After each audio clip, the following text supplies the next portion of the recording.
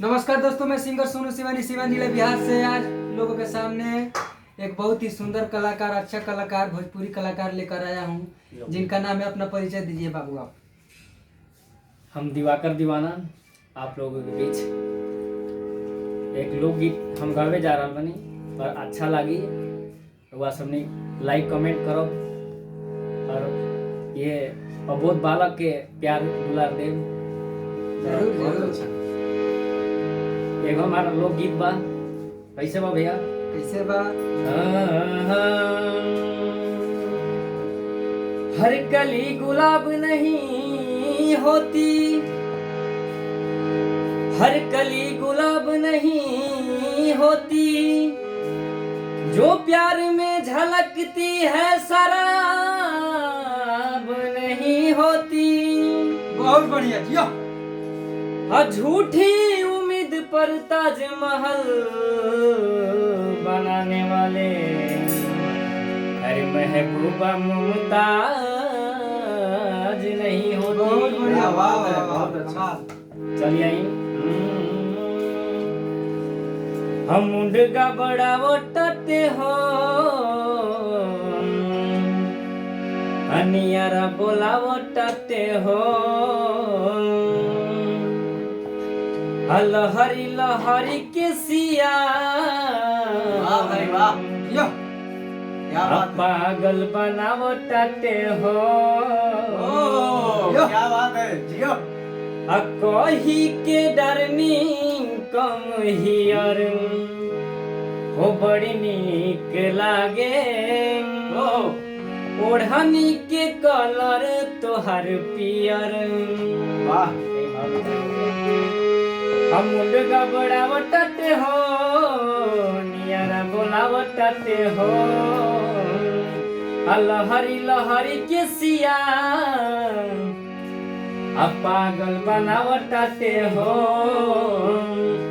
कही के डरनी come here हो बड़ी नीक लागे, ओढ़नी के कलर तोहर पियर हो बड़ी नीक लागे, ओढ़नी के कलर तोहर पियर।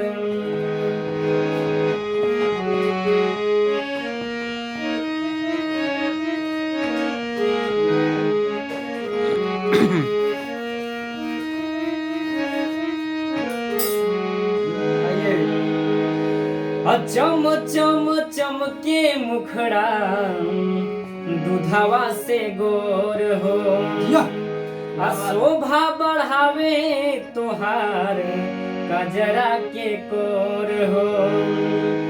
चम चम चमके मुखड़ा दूधवा से गोर हो,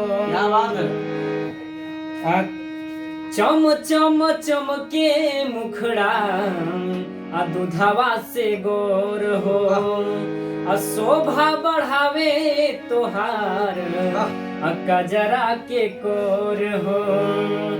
निंदियो न आवे रात भर हो बड़ी नीक लागे, ओढ़नी के कलर तोहर पियर हो बड़ी नीक लागे, ओढ़नी के कलर तोहर पियर। बहुत बढ़िया, बहुत अच्छा लगे।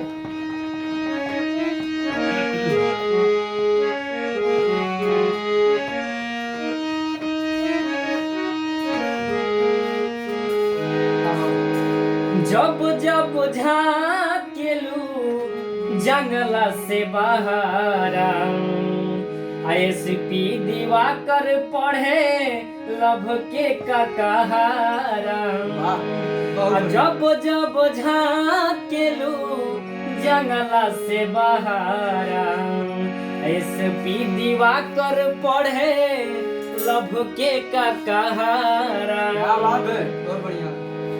कबले तू करबू लाइन क्लियर हो बड़ी नीक लागे, ओढ़नी के कलर तोहर पियर हो बड़ी नीक लागे, ओढ़नी के कलर तोहर पियर हो बड़ी नीक लागे, ओढ़नी के कलर तोहर पियर।